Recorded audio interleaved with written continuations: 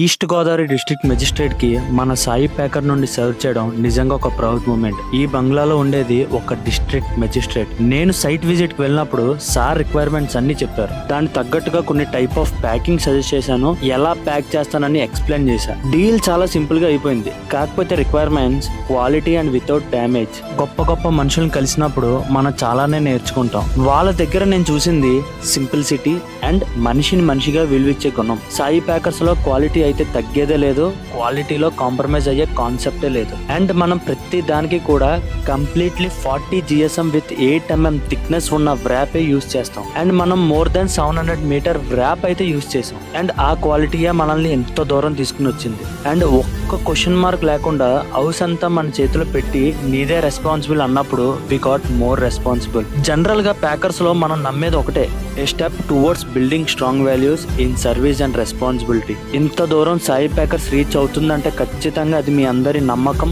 And support. మా గురించి మంచిగా మాట్లాడుతున్న మీ అందరికీ థ్యాంక్ యూ సో మచ్. ఇలాగే నన్ను సపోర్ట్ చేస్తుండండి. Thank you.